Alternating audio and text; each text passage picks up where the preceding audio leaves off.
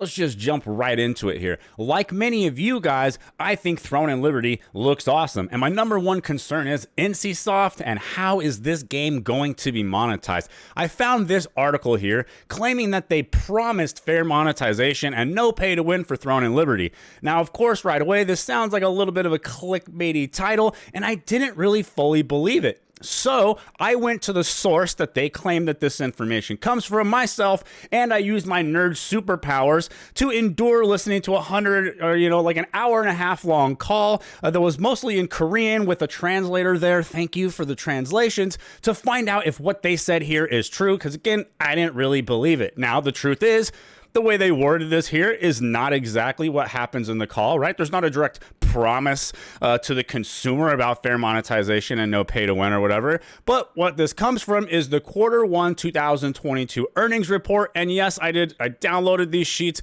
and I also listened to the entire audio phone call recording. Now, let's go ahead and play that beauty right now. And to talk about your second question, which was about the teaser for TL, I think that for MMORPG within the Western Hemisphere, that we have seen a lot of interest. So even in the past, interest did exist. So if we look at the experience that we had with Ion or with Lineage 2, though it was on a PC platform basis, we did have a sizable, user base then. And also, if you look at the more recent developments taking place, through the example of Lost Ark, I think that there is a potential very broad user base that can be tapped into.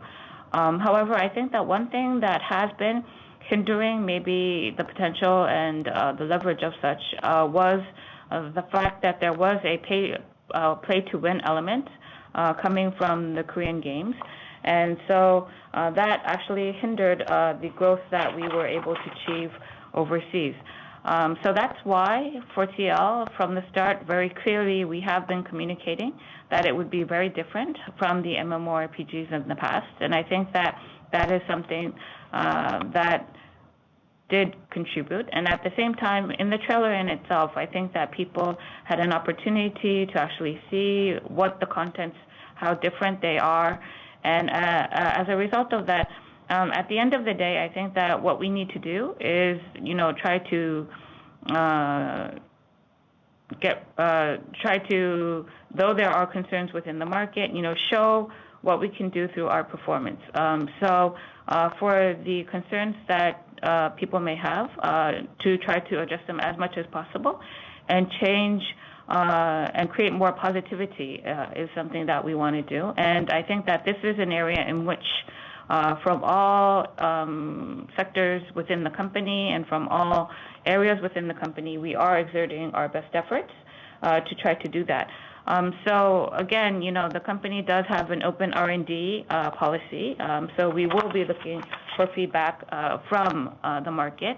And I think that, the project team in that process will be taking your comments and reflecting them into the overall development process. The translator, of course, she does a little stumbling over her words, and she kind of goes pay to win and then play to win. I think it's safe to assume they're talking about pay to win here, not play to win, since no one really has a problem with play to win. That's not what gets you a bad reputation. It's not what people are concerned about. It's not what hindered Ion's growth, right? It is pay to win. Now, as always, we need to wait and see this actually come to fruition inside of the game, but this is pretty optimistic to me, right? This gives me a little bit more hopium for the game, that it's not going to be total pay to win. In a PvP style game, it's especially important for it to not be pay to win. If it's pay to win and it's PvP, right there, you're going to lose a whole bunch of the Western market on that. I know for me, that is like a deal breaker for a PvP game, right? Not as much of an issue, in a PvE game, because the people aren't going to be killing me. It's like they just get to experience content faster than you.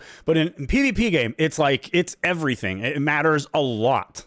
I hope you guys enjoy listening to that little clip of the call, like I said, and listen to that whole hour and a half thing, just sifting through it to find out that one specific spot, right? So that I could confirm whether or not that article's claims were true. And they're kind of true, but also, right, they definitely twisted their title and stuff to get a little bit more clicky clicks on it, hopefully. Thank you guys so much. Thanks to the YouTube members and the patrons that support me. I really, really appreciate you guys. I'll catch you in the next one.